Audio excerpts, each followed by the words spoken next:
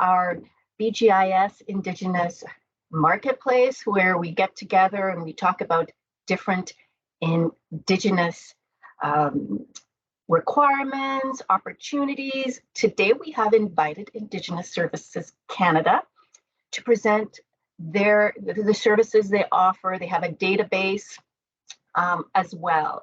So at this point, I'm going to start with a land acknowledgement. And I'm just going to have to click around here so I can see everybody and the presentation at the same time. So we would like to begin by acknowledging the Indigenous peoples of all the lands that we are on today. While we meet today on a virtual platform, I would like to take a moment to acknowledge the importance of the lands which we each call home. We do this to reaffirm our commitment and responsibility in improving relationships between nations and to improving our own understanding of local Indigenous peoples and their cultures. From coast to coast to coast, we acknowledge the ancestral and unceded territory of all of the Inuit, Métis, and First Nations people that call this land home. Please join me in a moment of reflection to acknowledge the harms and mistakes of the past and to consider how we are and can each, in our own way, try to move forward in a spirit of reconciliation and collaboration. So at this point, Wade, I saw your camera on. So if you would just try to give us a little introduction and maybe introduce Christopher and Vanessa. And I think they're both are here. No, I don't think Christopher's here. I'm going to see if Vanessa made it. Oh, there you are, Vanessa. So maybe introduce Vanessa as well. So my name is Wade Griffin. I'm the National Director for Indigenous Engagement here at BGIS. I'm a Mohawk from Six Nations. I've been with the team since August of 2019, and I'm proud to say that the program has been expanding recently quite rapidly. We've had 2 new team members join us. Christopher joined us in September, and Vanessa joined us actually last Monday. So I'll turn things over to Vanessa so she can introduce herself. Thanks. Hi there, I'm Vanessa Dreckman. I started with BGIS in 2020, and I'm Indigenous from the Red Rock Band in Northern Ontario. Yeah, sorry, I'm not quite certain what to say. Oh, Julie, sorry. Welcome to the team, Vanessa. I know even though you've just joined the Indigenous engagement team, you've been an important part of this group as well and helped us guide us. So I look forward to continuing for you to continue to guide us in this very complex journey, but one I'm sure we'll make mistakes, but we'll learn from it. And I look forward to the future working with you as well. Actually, if I can interject, Julie, I just want to let the team and the other people that are on the call know that the role that the managers are filling, obviously they're going to be wearing many hats like most of us do, but they're here to really have the ability to have presence with the Indigenous organizations that we'll be having outreach to. So they include friendship centers, the Indigenous Skills Employment and Training Program Delivery Organizations, as well as the economic development corporations that exist for some of the communities out there, as well as to build and maintain relationships with existing and potential Indigenous vendors as we build out our own vendor directory. And then, of course, on top of that is all of the other parts that come with the engagement process, as it's something that takes a lot of time, and that's why having 2 full-time people on board really does help. It's not as simple as a single phone call and you start to build a relationship. So they'll be taking care of those duties, and they have specific regions that they're assigned to.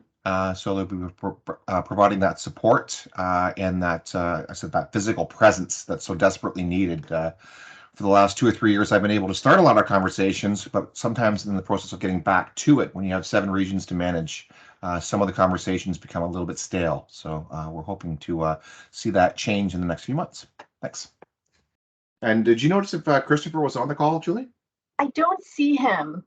I Okay, don't I'll know just if do a quick intro, and if we see him, we can bring him in. But Christopher Hans is he joins us from Vancouver area. He's also an Indigenous. He's got a number of years' experience in the corrections space, actually, and then he's come over to the Indigenous engagement aspect in the last couple of years. So as I said, he had joined us in September, and he's allowing us to have that presence, and he's been a really good resource right out of the gate, as is Vanessa for that matter. I can't. I wish we had them on earlier, but we do now, and we're looking forward to some real positive things in the next few months.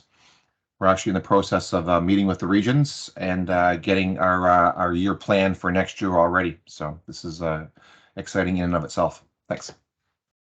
Thank you. And we just had a question. We will be sharing the presentation. We are recording it. We will be sharing the link hopefully by tomorrow with French subtitles as well. So at this point, we're going to turn it over to Indigenous Services Canada and Dolores. And Dolores, maybe you can start with an introduction, but I have all of your slides. Please just say next slide when you're ready. Thank you so much, Julie.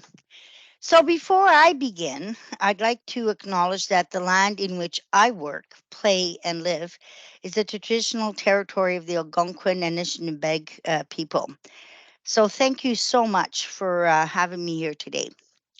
I've been with Indigenous Services Canada, formerly INAC, DIAND, and so on and so forth since 1999. So, and specifically working with the procurement strategy for, before it used to be called procurement strategy for Aboriginal business, which now is procurement strategy for Indigenous business.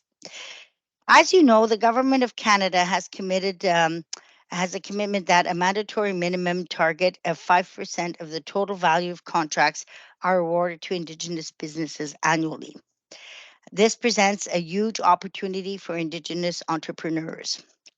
This presentation will provide an overview of how the Government of Canada incorporates Indigenous participation into federal procurement processes and incorporates Indigenous participation, processes, and what the Indigenous entrepreneurs need to know in order to find and bid on these opportunities. So before I continue, you can move to slide number 2. Julie, BGIS, is this, can you just give me the who is BGIS? I'm sorry, I had to like fill in. I know it was last minute. No Yes. worries at all. BGIS. So a lot of the folks may belong to BGIS, and some of us work for the federal government of Canada, so we manage their facilities. But Okay. what we're really interested is learning what you're doing with the federal government. So no matter if you work for the government, if you work for private sector, you could learn on how to better engage with and procure with Indigenous companies. So that's really the essence. That's the Absolutely. essence of it. So thank you, Julie, because I know, well, BGIS, from what I understand, have been the main company that has maintained a lot of the federal buildings for maintenance and or other sort of stuff. So thank you for giving me that information. That's really helpful. So here in this slide, what I want to explain is that let's start by talking about why Indigenous economic development matters. We know that the Truth and Reconciliation Commission call to action number 92 states that economic development is a key component of reconciliation. Equitable access to jobs, training, and education, as well as the importance of an increased participation of Indigenous peoples in the economic development. In its reconciliation report, the NIEDB estimated that closing the productivity gap between Indigenous and non-Indigenous Canadians would lead to an increase of about 27.7 billion to Canadian gross domestic product each year, or a boost of about 1.5% of the Canadian economy. So Indigenous peoples are the youngest and fastest growing demographics in the country. If Indigenous peoples were given the same access to economic opportunities available to other Canadians, the resulting increase in employment would result in an additional 6.9 billion per year in employment income and approximately 135,000 newly employed Indigenous peoples. Studies from the Aboriginal People Survey and the Canadian Council of Aboriginal Business demonstrates how the Indigenous economy is diverse and has been consistently growing over the past decade.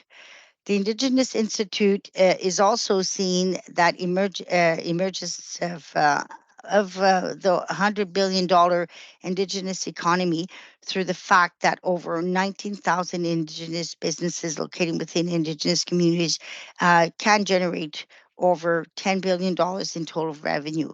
So this slide really shows kind of the demographics, because there's a myth that we don't have enough Indigenous business capacity to build on or to be able to compete on government contracts. Next slide, please.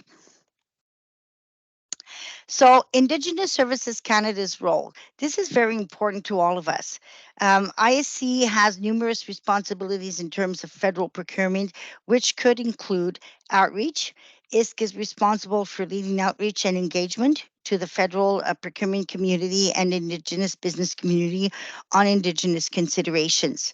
And that's really important, especially for BGIS, because I know that within your roles, you have a variety of different contracts that you deal with, but if you fully engage in some of the Indigenous participation, that would be a great opportunity. So ISC is responsible for leading outreach and engagement to federal procurement, to the federal procurement community and Indigenous business community on Indigenous considerations.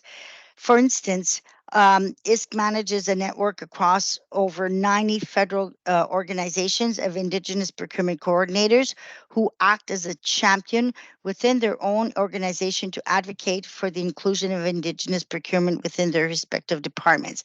So I spoke about 5%, right? The federal government says we have to increase our Indigenous procurement by 5%. So that's important, especially for BGIS, because you have a big role in what you do across the country. We also deliver presentations similar to this one to Indigenous entrepreneurs throughout the country. This is typically done in collaboration with the Procurement Assistance Canada, PAC, at PSPC. We manage our registrations. Managing registration is very important. We at ISC manage the Indigenous Business Directory, which could be an important tool that you can use in order to identify who are the Indigenous businesses that qualify under the procurement strategy for Indigenous business. So the ISC directory is where we can verify and register qualified Indigenous businesses. Another important role is the advice and guidance that we can give to our federal family or organizations that want to have access to implementing the PSIB and as a point of contact for advice and interpretation to our policy, especially when it deals with our modern treaties. Within our procurement policy, when government buys within any of the Indigenous businesses across Canada, which we have 635 Indigenous communities, or the comprehensive land claim agreements, it's important to know who you can reach out to or request advice on how you can engage in an Indigenous participation component. Another important role for ISC is planning and reporting. ISC is also responsible for the planning and reporting of the minimum 5% Indigenous procurement targets. Federal organizations will be reporting back to ISC on progress, and ISC will be publicly publishing these results. You as BGIS, if you engage in a contract, for example, that requires an Indigenous participation component, it's important for you to know that the government does have to report on whatever activities have been defined within the request for proposal. We also have what we call continued engagement. So over the course of the next few years, ISC, in collaboration with PSPC and TBS, will continue meaningful engagement and consultation to co-develop a new transformative Indigenous procurement strategy. And that will be coming up in the future. Next slide, please. So when we say what is federal Indigenous procurement, well, there are various ways in which the government of Canada incorporates Indigenous considerations into its procurement process. One of the main tools leveraged is the government-wide strategy known as the PSIB, or PSIP for short. We have procurement strategy for Indigenous business, sorry, or PSIP for short. And PSIP leverages existing government procurement needs to assist in growing the Indigenous economy by increasing Indigenous participation within procurement processes. So for BGIS, a lot of times within the contracts that you have, it's maybe hard for you to identify how can we participate in this federal 5% Indigenous procurement activity, and this is what we're going to learn. A bit later in the presentation, I will go over the different mechanisms used under our program, the PSIP, as well as modern treaty obligations. Noted in the puzzle pieces, you see that on the right hand side of this scale. So in Indigenous procurement, we have modern treaties, we have set-asides, we could have standing offers and supply arrangements that currently exist with PSPC, where we may have a PSIP stream, and we also have what we call the Indigenous participation plans. We also have what we call regular contracts that we'll speak about later. Next slide, please. So in August 2021, the Government of Canada established a mandatory minimum target of 5% of the value of federal contracts to be awarded to businesses owned and led by Indigenous peoples, and implemented changes to the procurement strategy for Indigenous business. So PSIP was formerly known as PSAP, Procurement Strategy for Aboriginal Business. The PSIB was launched in 1996 and was progressive at the time. It has proven successful and enabling Indigenous businesses to sell to the federal government. Right now, around 1 to 3% of the federal contracts are awarded to Indigenous firms. But over the course of the 20 plus years, it became evident that improvements were needed. So in 2016, ISC launched a review of the federal Indigenous procurement to look at what works well and what can be improved. This review included extensive engagement with Indigenous partners and stakeholders, such as design thinking workshops, national and regional roundtables, and an online discussion paper. Those insights were incorporated into the changes that took effect in August of last year, which included establishing a mandatory minimum target of 5% of the value of federal contracts be awarded to business-owned and led Indigenous peoples. Of course, again, as I've been going back and forth, the renaming of PSAP to PSIB, and also defining or simplifying the definition of an Indigenous business to remove the full-time employee requirement that we used to have. This was noted as a barrier from Indigenous suppliers. And expanding the geographic scope of where federal organizations must first consider using PSIP. And we'll speak about that. Next slide, please. So what's included as a part of the minimum 5% target is it includes contracts that are awarded under the PSIB.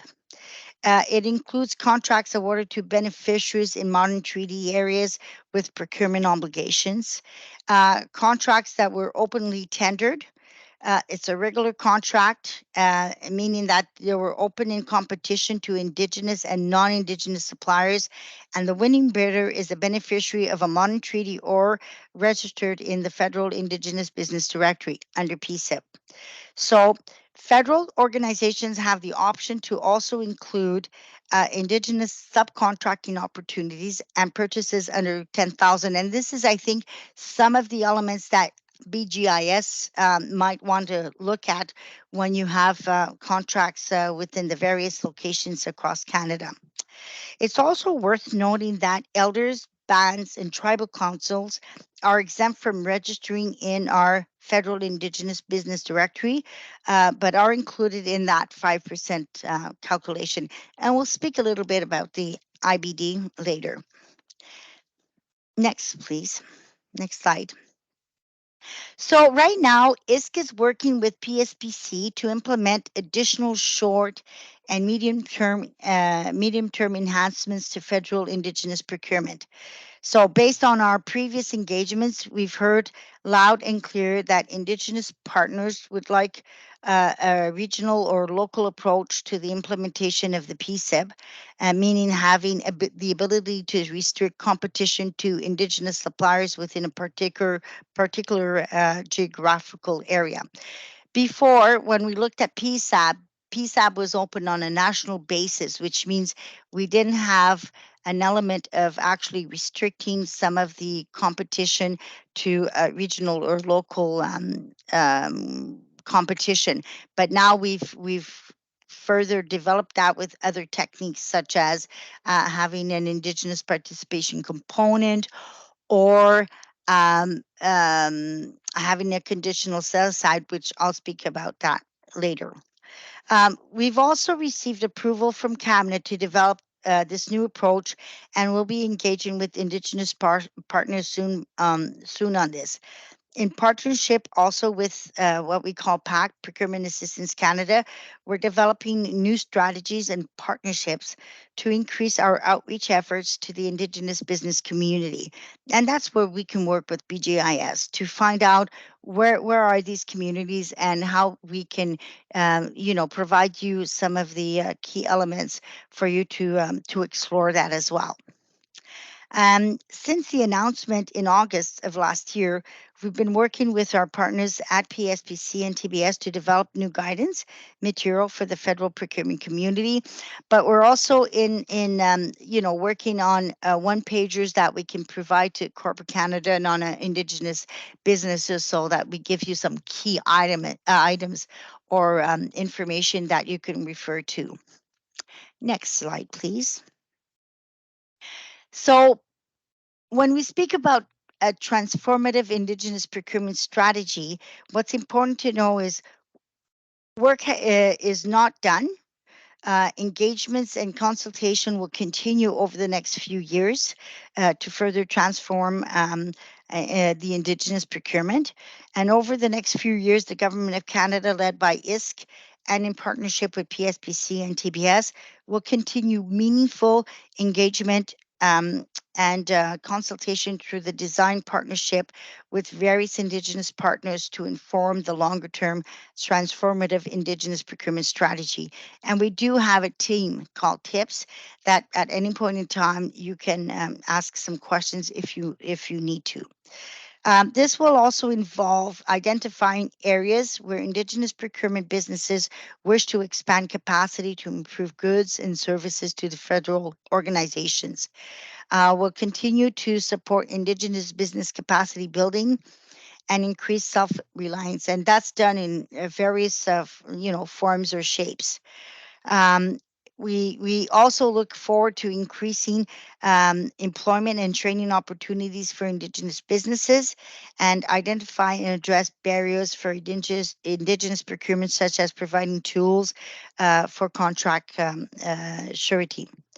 We'll also explore with Indigenous partners an independent external to government mechanism to identify and certify Indigenous business for the purpose of the federal procurement. The approach itself is transformative, meaning that Co-development and co-implementation with Indigenous partners are central to our work, and we're continuing to do that. We will have some tools and training, which will be culturally relevant, and the strategy will incorporate Indigenous methodologies and feedback to support greater Indigenous control to transform and or transfer services to an Indigenous led organization. Next slide, please. So here we're talking about existing Indigenous procurement measures. Mandatory set-asides, that's an important element for you to understand as BGIS. So a mandatory set-aside is used for procurements that are destined for an area, a community, or a group in which Indigenous peoples make up at least 51% of the population, or the Indigenous people will be the recipient of that good, service, or contract. And we can provide some links to some of these types of existing procurements that are currently in the government electronic tendering system. There's also what we call the voluntary set-aside. It's also known as a selective set-aside. And a voluntary set-aside may be employed if Indigenous capacity exists and operational requirements, best value, prudence, probity, and sound contracting management can be assured. Examples could also be made available to all of you. Now, the conditional set-aside is an interesting one that we developed about 3 years ago.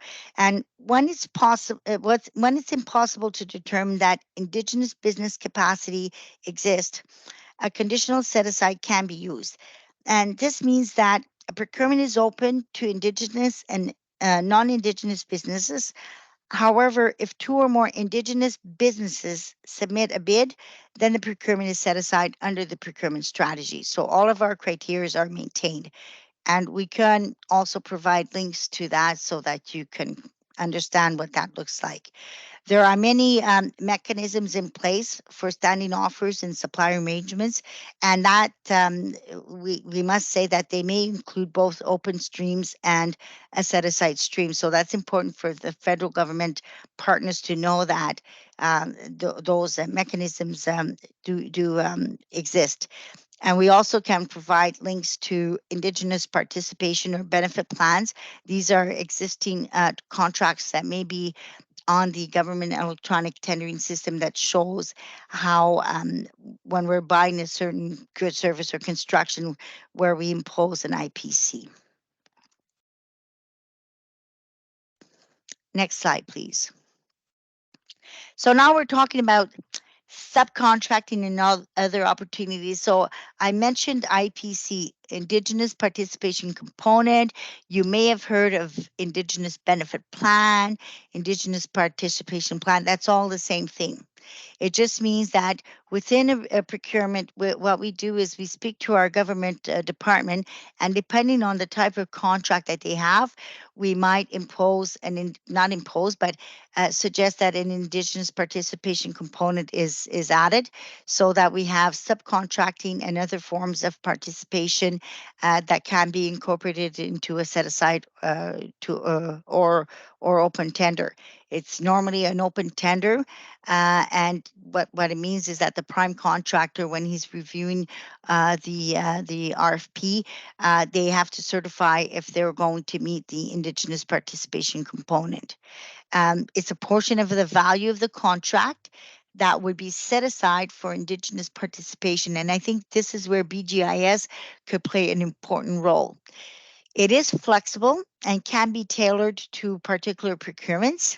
We actually look at the procurements, and if BGIS was the prime contractor, you would be required to submit evidence. So meaning you're going to certify that you're going to bid on a contract that has an IPC component, but you'll be reporting to Canada and submitting evidence such as pay stubs, it could be IDs, receipts, etc., to ensure that you're meeting that Indigenous participation component.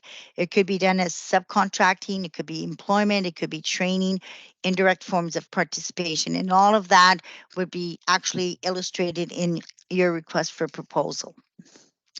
Next slide, please. So in this slide, we're just giving you current opportunities that are posted on the Canada BGIS, and there are different types of contracts. And if you wanted to become familiar, BGIS, with what an IPC looks like, or an IPP, or whatever way they've incorporated it, these are some of the projects that you can search in the GEDS site. Next slide, please. Now, what's really important is for you to understand the local Indigenous population. So here, we're going to provide you with some information on how you can become familiar with the different sites that can provide you the landscape. It could be either to familiarize yourself with the local Indigenous communities and help you find nearby communities. So there's a link to that. Or you can gather information on local demographics, socioeconomic and economic trends by looking at the Aboriginal, or reviewing the Aboriginal People Survey. It'll give you some key information to inform you on strategic decisions. It could address knowledge gaps and help build, the company's business case and assess opportunities available. For the federal government, we actually look at the Aboriginal and Treaty Rights Information System, and this is a great tool. When we're in discussion, ISC is in discussion with the federal government department about, let's look at where your requirement falls. Is it going to fall under one of the 25 comprehensive land claim agreements, or is it going to fall under one of the mandatory 635 Indigenous communities? This is where we're going to find information. And built in the HS system, it gives them information on whatever obligations are within modern treaties, or it'll identify which communities would probably fall into the mandatory PSIB criteria. You can also refer to the Federal Indigenous Business Directory. This is the directory that the federal government uses in order to establish if an Indigenous business qualifies under the criteria under PSIB. That could be important for BGIS if ever you compete for a contract, or actually want to identify that you've engaged an Indigenous supplier, Indigenous business, and would want Canada to know, hey, BGIS has been using services from this Indigenous business that qualifies under your program. You can also contact ISC for any additional resources for identifying Indigenous business capacity. We can work with you, actually, to go into the IBD, the Indigenous Business Directory, to determine if there's particular Indigenous capacity across Canada that could assist you in your projects. Next slide, please. So using the online Indigenous Business Directory, it's an important element. This is the tool right now that the federal government is using in order to qualify Indigenous businesses that would qualify either under PSIB or the IPCs. So if an Indigenous business approaches you and if they are not aware of PSIB, you can simply direct them to ISC, and we can provide them with an overview of PSIB. But what's important about this slide is that it gives you a view of how you can use the online Indigenous Business Directory to identify Indigenous business capacity, or if you need to confirm if an Indigenous business who would have bid on your requirement or would participate with you in a requirement is eligible under PSIB, the PSIB criteria. That's very important. It's also important to keep in mind that Indigenous businesses listed in the IBD are validated through an audit process by our department. So we do have third-party auditors that that validate that information. Next slide, please. So when we speak about engagement and relationship building, it's really build commitment and capacity to engage, discuss expectations, opportunities, values, goals, and commitments with the Indigenous community or business to maintain transparency, respect, and trust within the relationship.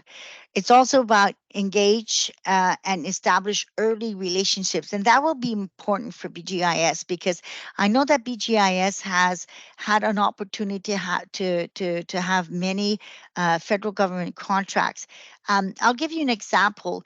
I worked on the working group for the establishment of the Nunavut Land Claim Agreement Directive. And that was really important because when we dealt with the real property section of that policy, some of the concerns that was raised at the time by the real property units of federal contracting, it was, oh, well, we issue a contract to the main company, but how do we know that they're going to be engaging? Well, this is where we need to engage, establish an early relationship. So if you're bidding on a contract, and you've determined yourselves that it's within an Indigenous community or modern treaty, please contact us. Let's work with you so that you can develop and encourage and participate in the 5% Indigenous procurement because that will go a long way for you. So create an engagement strategy and develop an understanding of what the culture, the history, the dynamics of the Indigenous community is or business. So you are working or the businesses you are working for. And again, we'll provide you that and maintain those relationships because developing a working partnership with which are mutually beneficial and could create performance indicators to monitor the progress will be very important. Next slide, please. And this is the end of my presentation.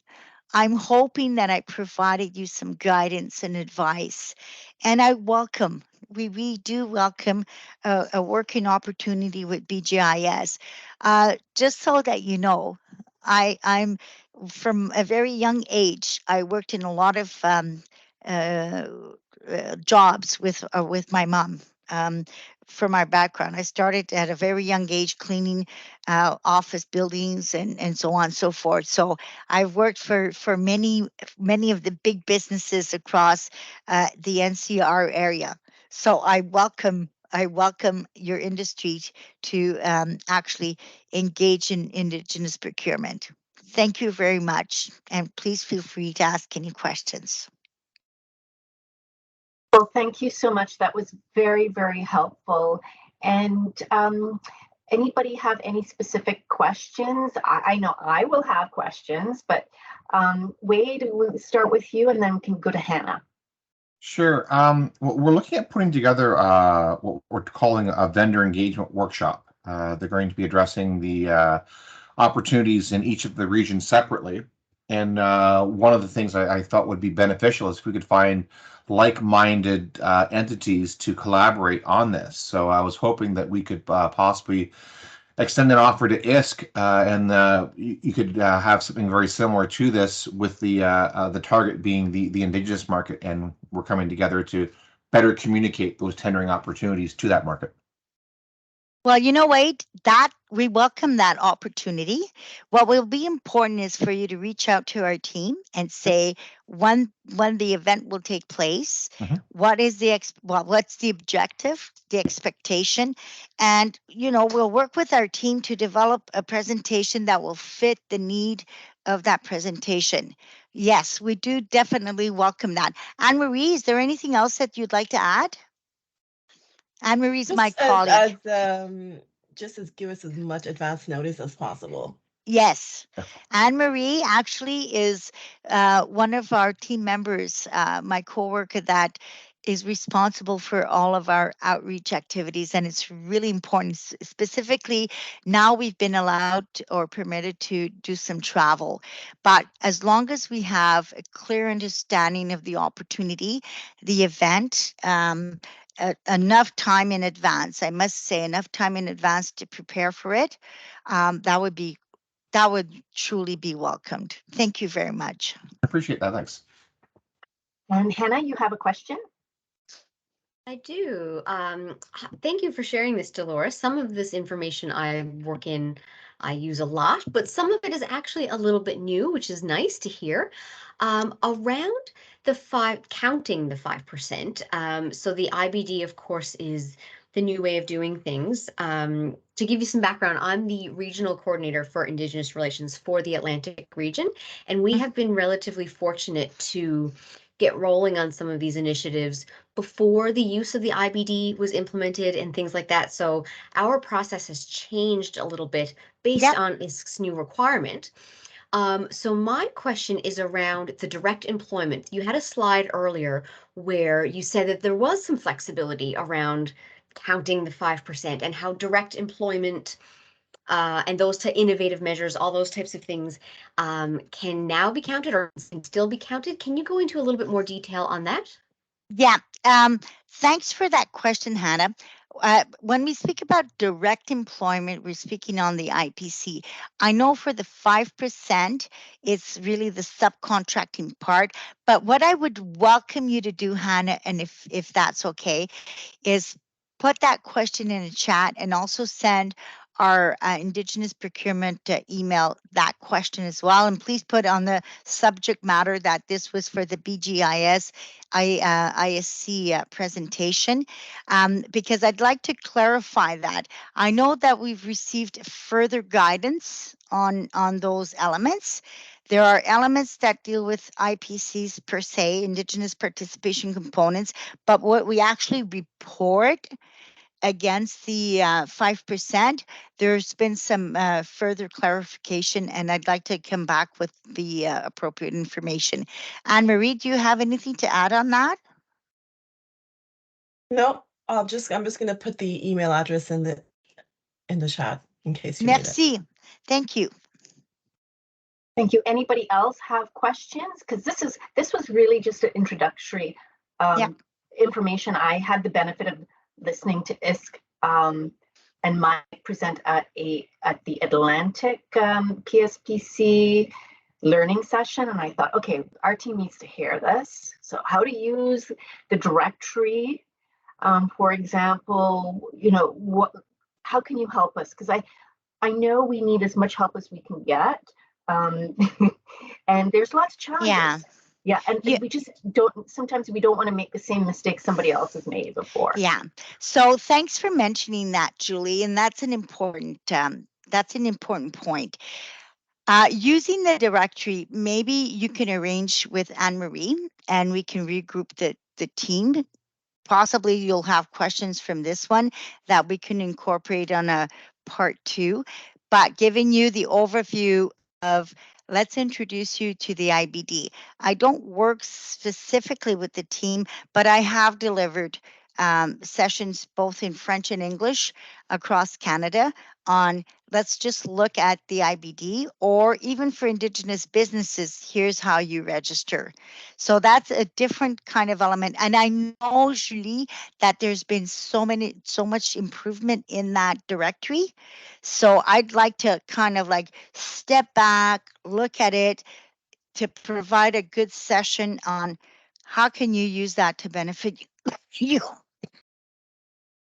Yeah, and that's a wonderful thing, because we've been, I know Kim is online, and we've been looking at the directory for Ontario region, just as an example.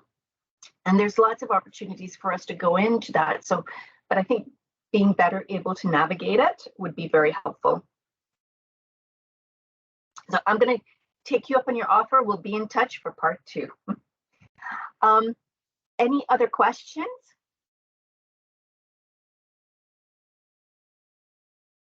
And maybe it might be Dolores or Anne-Marie, if there's a question. We're looking for an Indigenous artist in the Ottawa area. This is just an example. Would that be in your directory at all, do you think?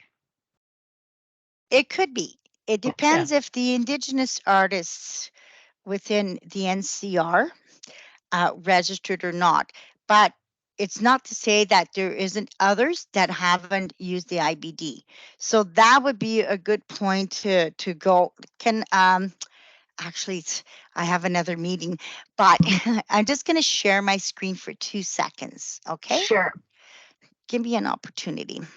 Yeah, I've got a hard stop at 2 anyway, so Okay. or 5 to 2, so we've got to end soon.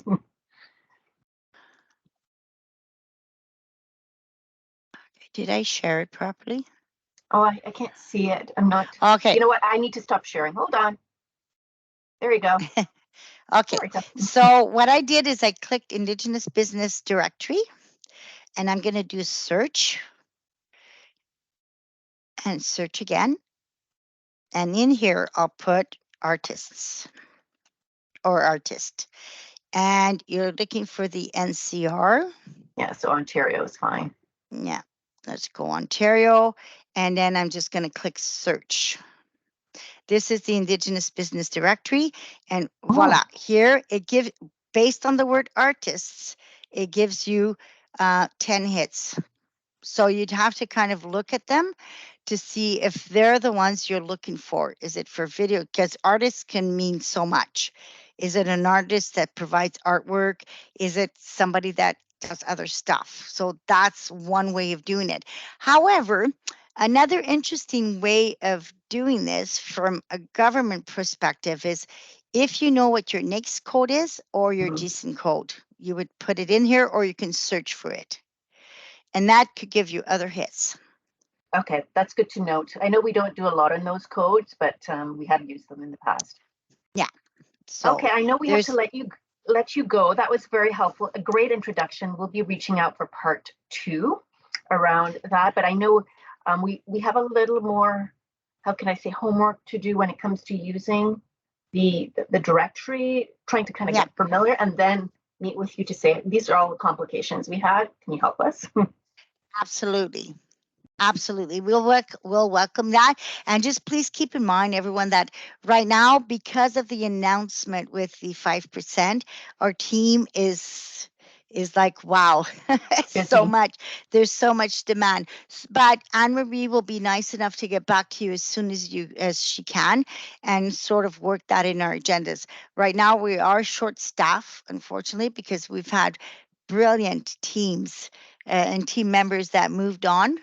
And we're still trying to staff. So totally get it. And we appreciate you and even the change last minute, you being here to show us the ISC methodology and the framework. It just helps us build ours and improve ours. We're learning from you as well. So before we finish off, because I know you have to leave, I have a hard stop as well. Is there any more questions? Wade, Vanessa, hate to put you on the spot. Any questions from anybody?